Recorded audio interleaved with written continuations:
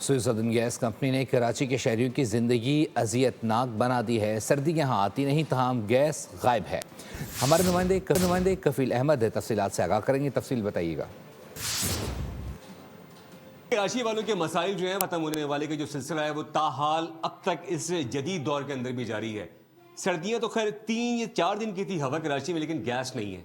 Jamshed road number 1 से report कर रहा हूँ। साजिद दिखाएं, ये सिलेंडर मौजूद है, ये मौजूद है। खातून यहाँ ये खाना बना रही थी। जिस परेशानी और कर्ब में ये हैं जी, क्या कहेंगी?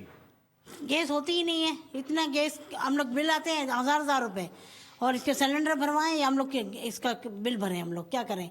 उससे गैस होती नहीं है। सुबह 5 बजे उठते हैं तब भी नहीं होती है, शुरू होती ही नहीं है और बिल आ जाते हैं।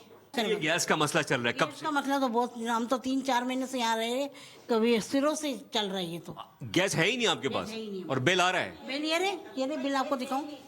अच्छा जी, ये देखिए जी, ये कैमरा इस वक्त दिखा रहे हैं, क्लोज करें कैमरामैन। तो ये इस वक्त बिल आ रहे हैं, इन्होंने पे किया हुआ है, और लेकिन ये गैस नहीं है। गैस नहीं है सर।